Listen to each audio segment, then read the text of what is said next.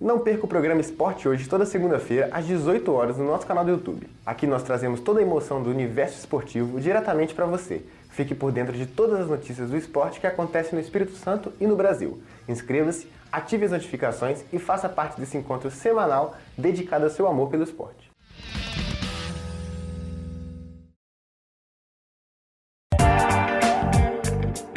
ES Hoje, a gente te conecta com a notícia.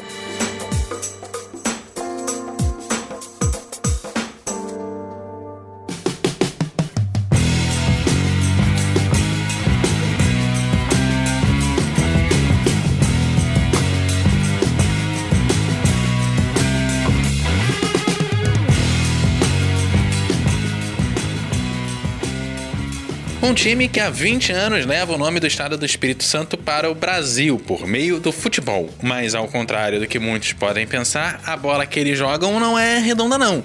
É aquela que todos podem usar as mãos nesse jogo. Estamos falando do futebol americano e de seu grande representante em terras capixabas, o Vila Velha Tritões. Fundado em 2004 por um grupo de amigos, os Tritões não nasceram com pretensões profissionais. Mas em 2007 a coisa começou a ficar séria, com o primeiro torneio estadual com 3 equipes, do qual o Canela Verde foi campeão. Depois disso, os Tritões deslancharam nas competições, vencendo inclusive o Campeonato Brasileiro em 2010 e 3 conferências nacionais entre 2011 e 2015.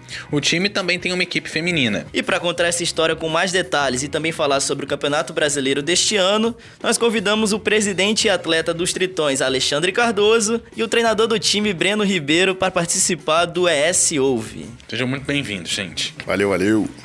Bom, vou começar acionando aqui o Thierry. Thierry, você que acompanha a gente no YouTube já conhece, você que está no podcast talvez ainda não tenha ouvido essa voz. Ele apresenta o Esporte Hoje, que sai toda segunda-feira lá no jornal. Também é responsável pelas colunas de esporte lá no nosso eshoje.com.br. Seja bem-vindo e se apresente. Eu sou o Thierry Calil, um prazer estar aqui pela primeira vez. Espero que possa aparecer mais, falar mais de esporte aqui no ES Ouve. Tô feliz, tô um pouco nervoso também, confesso. Vou estar aqui falando de esporte, que é o que eu amo fazer. E fica aqui o convite também para quem estiver ouvindo, acompanhar a gente no YouTube toda segunda-feira no Esporte Hoje. Também no nosso TikTok, a gente produz alguns conteúdos sobre o que está em alta nas redes sociais de esporte no mundo e capixaba também. É isso. Alexandre, vou começar com você. Como é que foi o primeiro contato do futebol americano que você teve e principalmente com Tritões? Como é que foi isso? Como saiu do... Esse jogo parece legal, acho que eu vou lá me divertir, vou jogar um pouquinho. Antes mesmo de eu pensar, começar a assistir ou ver o Tritões, eu saber que existia um futebol americano aqui no Brasil. Um dia meu pai chegou em casa lá para 2010, 2011, falando que um amigo dele tinha me chamado para jogar lá. Eu falei assim, nem sei que esporte é esse, não vou lá não. Em 2014, um amigo meu começou a me incentivar a ver futebol americano e a gente viu a postagem do time de uma seletiva, que ia acontecer em janeiro de 2015. Falei assim, vou fazer, vamos ver o que vai dar, né? Vamos ver como é que é. Aí cheguei lá, tinha umas 100 pessoas no seletivo. Falei, rapaz, não vou passar nunca. Fiz lá a seletiva, fui bem, passei e desde então tô lá no time. Aí depois que eu descobri que o cara que tinha chamado meu pai era o Bruno, o cara que foi quarterback do time em 2010, quando o time foi campeão. E você, Breno, como é que você teve seu primeiro contato com o futebol americano? Você já jogou? Você já começou como treinador? Eu queria que você contasse um pouco da sua história com o esporte. A jogar em 2008, se eu não me engano, 2008, 2009, sempre fico na dúvida. Um primo meu me convidou, Bruno. Ele tinha começado a jogar no Vitória White Sharks. E aí, graças ao convite dele, a gente tem um porte relativamente parecido assim. Aí eu entrei no esporte, fui indo aos poucos, acabou virando uma paixão. E aí fui atleta de 2008 até 2021. Então eu peguei toda a época porque o esporte aqui no Espírito Santo ele começa na areia. Ao contrário do que se vê nos filmes e tal, de estarem equipados e coisas do gênero. Era um pouco mais amador, assim, nem tinha essa pretensão de jogar full pad, que é como a gente chama de usar todas as proteções possíveis. E aí jogava-se dessa forma, na areia, com as marcações muito engraçadas, assim, tipo, improvisadas. Os uniformes eram camisas únicas, com número pintado de spray, até que a parada foi galgando. E em 2010, se eu não me engano, tem o primeiro jogo full pad no Brasil, que acontece em Curitiba. E aí o cenário todo brasileiro fala assim, existe uma possibilidade aí desse negócio crescer. E aí começam as importações e tal, e até que 2010 mesmo, 2009, tem o primeiro torneio full pad, todo mundo equipado. era muito engraçado que os equipamentos, tipo assim, ninguém tinha conhecimento, porque o YouTube também era foi essa informação toda, a globalização ainda tava dando passos curtos, então os equipamentos eram muito old school, assim. Você viu o cara com um capacete, tipo, de 1980. Maior, peça maior que ele. Gigantesco. E aí a parada foi galgando no nível que hoje alguns times conseguem remunerar pessoas. Algumas pessoas conseguem ser semi-profissionais, vamos dizer assim. E eu participei dessa leva até então. E em 2022 eu decidi ser técnico e tô aí. E como técnico, qual é o esquema, assim, do time? Vamos lá, pra galera que tá chegando aqui, nunca viu um jogo, o que compõe um time? Porque a primeira coisa que eu vejo que a galera tem muita dúvida é, peraí, tinha um time aí, peraí, agora o pessoal vai defender, cadê o jogador? Como é que é isso? O que se compõe um time? E quantos atletas são necessários para efetivamente se realizar um jogo de futebol americano? Na estrutura do esporte em si, são 3 times dentro de um. Um time de ataque, um time de defesa, e a gente chama de um time de especialista, que é o time de transição, quando você vai dar a posse de bola para o time adversário ou recuperar a posse de bola, digamos assim. Se você pegar no cenário profissional, falando assim da NFL, no mínimo 50 atletas e no máximo, depende do quanto a liga vai liberar. Mas é um número muito grande porque existe essa troca. No nível profissional não troca-se. Por exemplo, o Alexandre não vai jogar no ataque, na defesa e no time de especialistas, porque sobrecarrega o nível dele de atleticismo. Então, ele vai jogar só uma posição e quando o time dele, ele joga no ataque. Quando o ataque dele sair de campo, ele sai junto e entra em defesa do time dele. Aí, no meu caso, o meu papel é organizar toda essa paróquia. Hoje, o Tritões tem quantos, assim, no quadro de jogadores? Hoje a gente tem 43 atletas, se não me engano.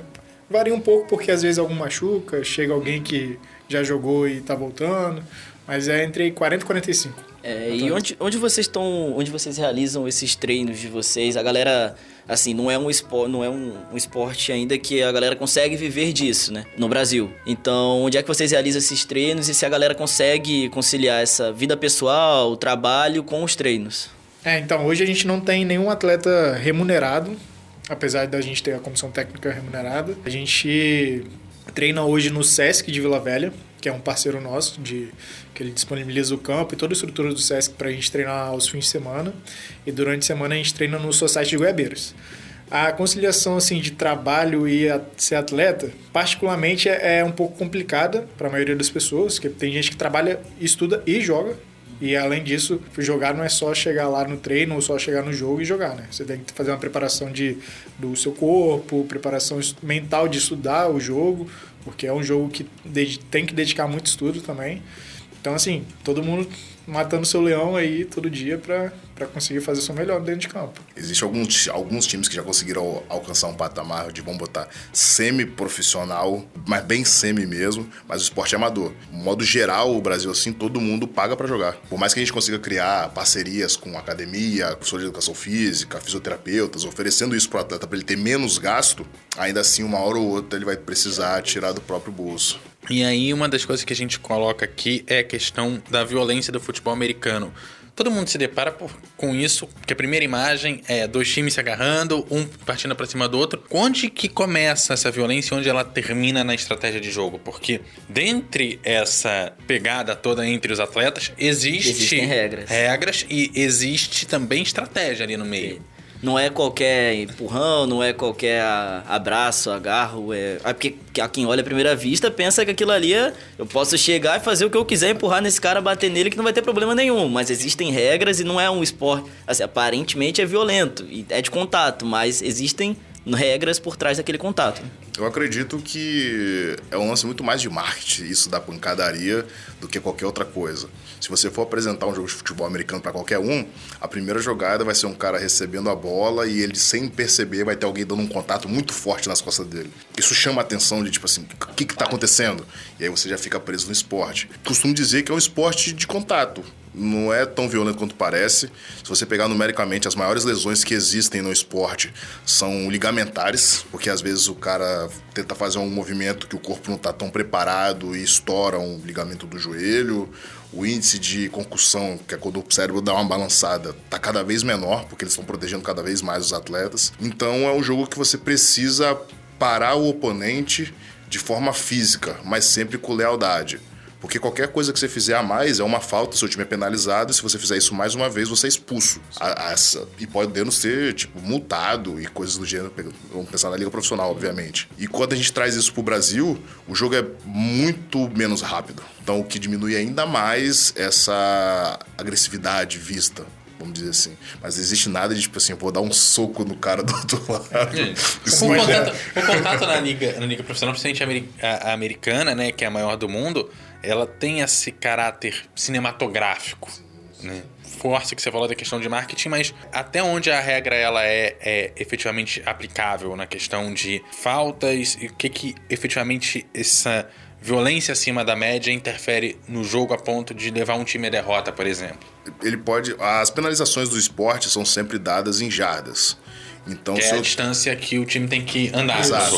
Ele anda para trás quando toma penalidade. Exatamente, a gente acabou por não passar por isso. Mas é um ganho de território. A gente tem 3... Eu, como time atacante, vamos botar assim, eu tenho de 3 a 4 tentativas, digamos assim, para conquistar 10 jardas, e aí toda vez isso pode ir se renovando. Então, no momento que eu tô enfrentando o time do Alexandre e ele faz uma falta dessa desnecessária, por exemplo, ele puxa o capacete, ele é feito de uma proteção no crânio como um todo, e o que a gente chama de face mask, que é uma barra de ferro ou acrílico que fica um pouco mais à frente, para não ter contato de soco, ombro ou algo do tipo. Se ele, por um acaso, o defensor puxar essa barra de ferro para baixo, isso é uma falta. Então o time dele vai ser lesado, e ele vai ganhar, vão perder 15 jardas. E essas faltas que geram risco à saúde do adversário, elas são as mais graves. Então são as que mais perdem jardas.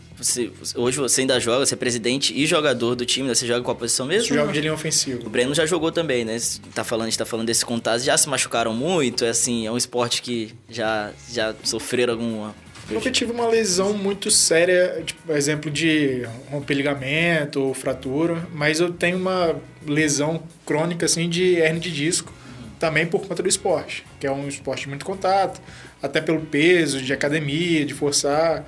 Então, assim, eu tenho que fazer um tratamento específico para não gerar nada que prejudique, né? Mas de resto é mais muscular, assim.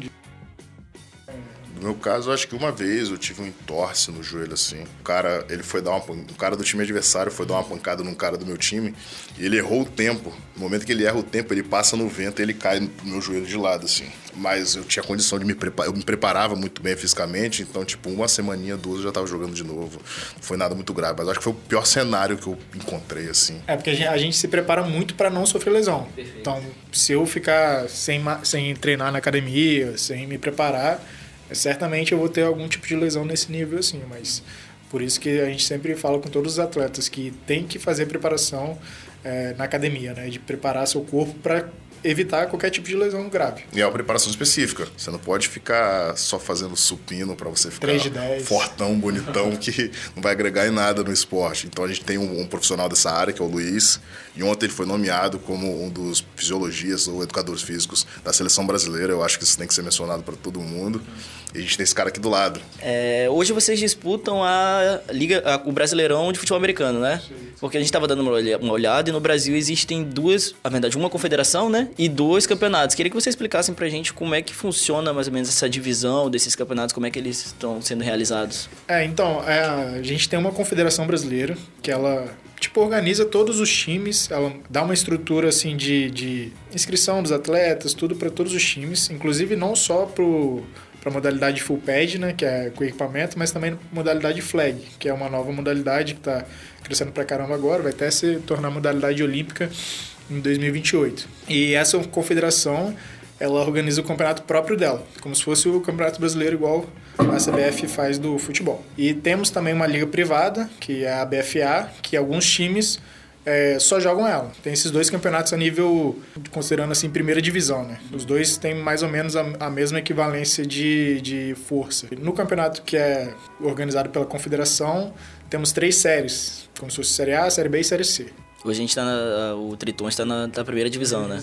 Vocês falaram dessa falta de patrocínio. Como é que vocês organizam isso para o atleta que vai ter a viagem, ter o hotel, ter alimentação, ter todo esse processo para evitar esse custo pro atleta? Então, hoje a gente depende muito de apoio, né? Tanto de patrocinador quanto de dos órgãos públicos, assim, de nos ajudar com as viagens, principalmente com viagem, que é o nosso maior custo. Geralmente, os nossos jogos, os jogos são, como é uma modalidade amadora, os jogos são no fim de semana. Geralmente, a gente faz bate e volta, né? Viaja, se o jogo for no sábado, por exemplo, a gente viaja na sexta, 2, 3 horas antes do jogo, se prepara, joga, toma banho e vem embora. Não fica em hotel nem nada, não. Geralmente é nesse nível assim que a gente faz nossos jogos. E aí sempre a gente conta assim, igual ano passado a gente teve o apoio da Secretaria do Estado para as nossas viagens. Esse ano a gente está apalavrado também de conseguir um apoio para viajar. E estamos também tentando alguns patrocinadores para ter uma estrutura melhor para os atletas. O campeonato começou nesse mês de agosto, né? No começo desse mês de agosto. Dia 4 de agosto. Vocês, inclusive, ganharam do Corinthians, né? Com um placar, quanto? 52-13. 52-13, tá aí. O Tritões dando show. Mas como é que tá a expectativa do time para essa temporada, para os próximos meses? Título? Como é que tá a preparação da equipe pro campeonato? Então, a gente sempre mira o campeonato, né? Sempre mira ser campeão. A gente teve uma vitória expressiva em casa, né? Isso que é importante. A gente jogou bem, conseguimos jogar bem em casa. A gente tem um jogo duro agora, 31 contra o Cruzeiro. Eu acho que vai ser o jogo chave, assim, pra gente realmente saber talvez o nível que a gente tá, porque só teve uma rodada entre os times, né? A gente enfrentou o Corinthians e o Flamengo enfrentou o Cruzeiro, que é outros 2 times do nosso grupo. Então a gente não tem muito parâmetro assim de como que a gente tá em relação ao uso desses 2 times, né? A gente vai decidir agora, mas acredito que a gente tá bem aí pra chegar bem forte lá no final. E o treinador tem pra falar aí do time, como é que tá o time? Nós estamos no 3º ano de reformulação. Esse lance da pandemia criou um hiato futebol americano como um todo, assim, muito grande. Então, aqueles que se dedicavam todo final de semana conseguiram conhecer que o sábado pode ser um dia para curtir. Então, ele começa a cancelar, abandonar o time. E aí, a gente perdeu, vamos botar assim, 70% ou mais dos atletas. E aí a gente vem nessa reformulação contínua desde 2022, que é quando retorna as atividades de um modo geral no Brasil e também do Tritões, e quando eu assumo o time. Desde então a gente está labutando aí para melhorar cada dia um pouco mais. Mas existe isso que vocês levantaram logo no início, de que o cara é um civil, o cara trabalha 8 horas por dia, talvez até mais, é pai de família ou é casado, não sei.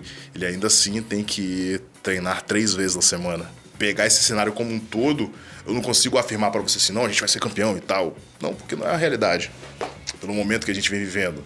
Mas o trabalho que está sendo feito de forma contínua vai nos levar a isso, sem sombra de dúvida. A gente, nessa reformulação que a gente teve em 2022, a gente teve muitos atletas muito novos chegando. Então, a gente teve que fazer um trabalho de lapidação desses caras. E hoje a gente vê assim, que os caras têm potencial enorme para jogar. Esse primeiro jogo foi a prova disso. Esses caras que vieram cruz assim, em 2022, 23 lutaram, melhoraram um pouco, mas esse ano, assim, a maioria deles tá voando agora. Então... O time ele costuma receber atletas, assim, jogadores que não têm experiência, às vezes conhecem só o esporte, mas nunca jogaram. É o que mais tem, né? Por isso que esse processo demora, assim, que você falou. Chegaram em 2022, a gente tá em 2024 e agora que o resultado tá começando a aparecer, né? E não chega igual um moleque nos Estados Unidos, uma categoria de base do Fluminense aqui, com 12 anos para jogar.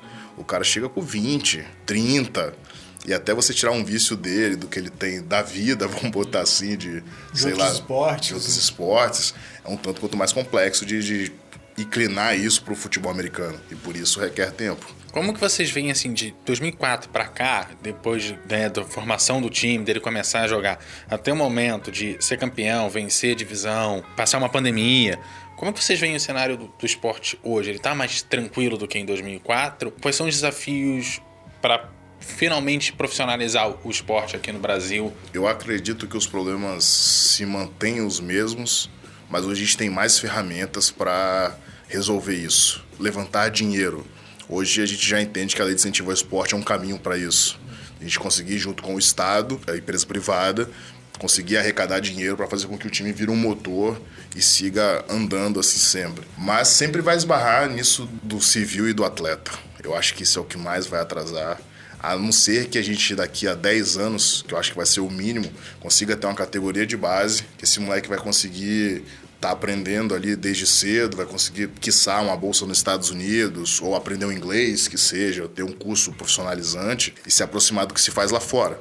Lá fora, quando eu digo, é nos Estados Unidos, porque o esporte vira um meio de vida pro cara desde cedo. Ele encontra ali no esporte a possibilidade de mudar a vida da família. Então, se pegar 10 anos e a gente seguir dessa forma que a gente vem vindo, a gente consegue produzir isso. Eu acho que o futuro é nessa faixa etária aí de universitário. Dá a possibilidade do cara conseguir sair daqui e angariar talvez uma faculdade nos Estados Unidos, ou até mesmo tem muitos caras já indo para a Europa jogar. Então, essa oportunidade de trabalho, de estudar fora. Ter o esporte como uma forma de mudar de vida. De mudar né? de vida, exatamente. E como que um jogo da NFL, que esse ano a gente vai ter o primeiro jogo da NFL, que é a maior liga de futebol americano, que é a liga dos Estados Unidos, inclusive, aqui no Brasil esse jogo ele pode movimentar esse motor e favorecer o esporte aqui no Brasil? Então, eu acho que assim, a NFL vindo para cá abre muita visibilidade para o esporte. Eu acho que de cara, assim, mudar o cenário vai ser um processo mais devagar, né? Vai demorar um pouco mais para as pessoas entenderem o que é o esporte, porque de um jogo só, acho que não tem muito como mudar,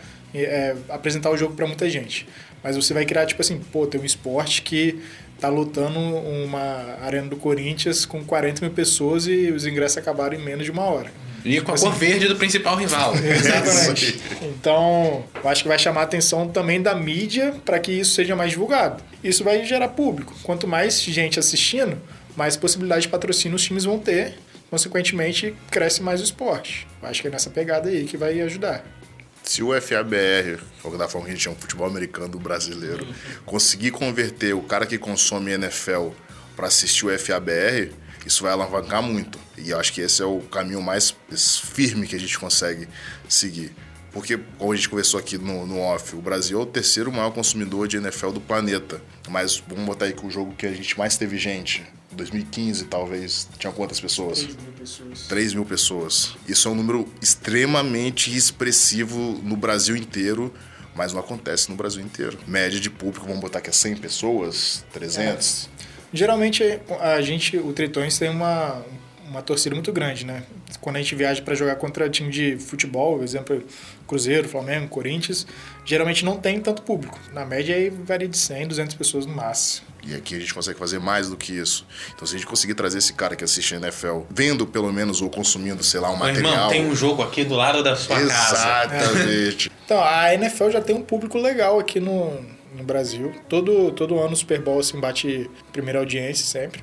Lógico que também é o Super Bowl, né? É um evento bem isolado. É justamente o que o Breno falou, converter esse público da NFL pro futebol americano no Brasil. Atrair todas essas pessoas que assistem para também assistir o Campeonato Brasileiro.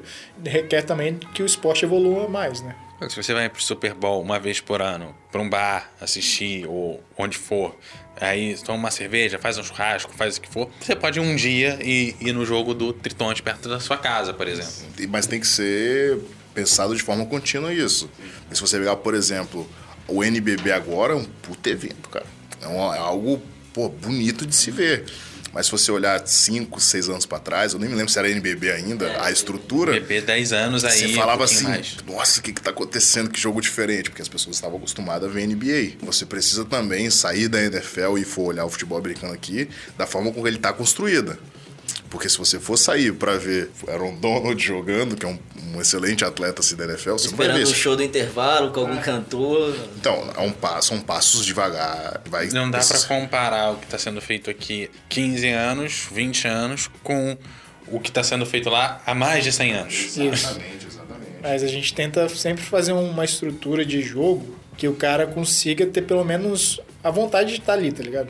De tentar incentivar o cara a estar lá, fazer um bar, fazer um negócio legal, o evento ser interessante. A gente sempre coloca um narrador para tanto narrar o jogo, mas explicar o que está acontecendo. Então a gente tenta atrair as pessoas, a torcida, para sempre manter esse público constante que a gente consegue. Sempre, pelo menos, em uns 500 pessoas assistindo. Até porque no estádio não tem metade dos recursos tecnológicos que a gente tem na transmissão da TV, que ajudam bastante a gente a enxergar o jogo.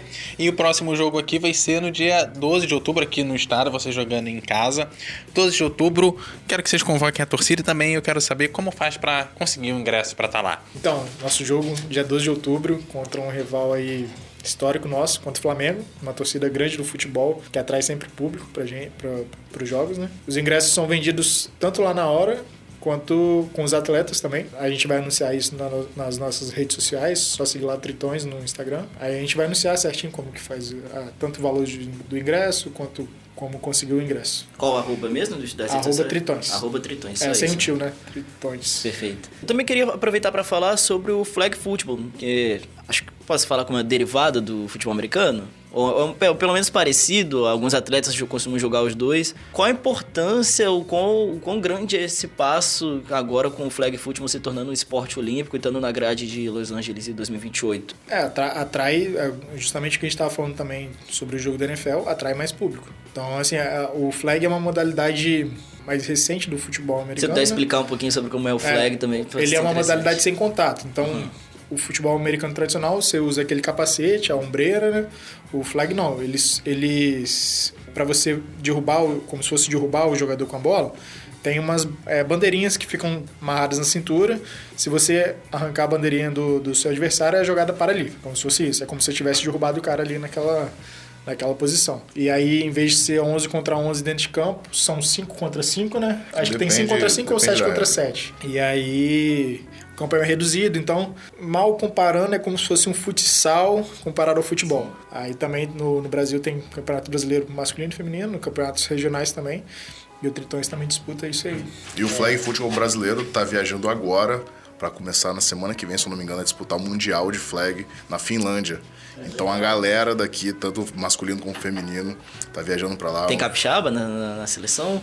Nosso preparador físico do flag. Eu não sei se ele vai viajar, mas ele tá no composto como um todo, assim, do flag. Então tem em torno de 25 a 30 pessoas viajando aqui pra Finlândia para disputar o Mundial. Olha onde é que o esporte tá chegando.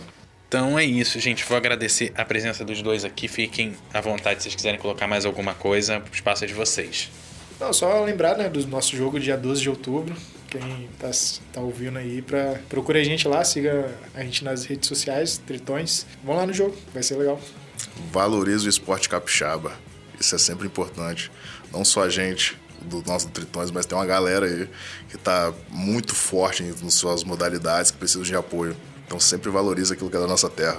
É isso, vai ver o jogo e eu e o Thierry é capaz de a gente estar lá, então você vou aproveita tá e dá um lá, abraço pra gente. garantindo que eu vou estar lá. O ingresso tá garantido de vocês. E assim a gente vai chegando ao final do nosso episódio, lembrando que aqui a gente sempre te convida a debater, refletir sobre tudo, a se informar. O ES tem edição de Eduardo Couto, texto e produção de Carol Boeri, apresentação de Thierry Calil, também a direção de jornalismo de Daniele Coutinho. Gente, aquele abraço e até a próxima.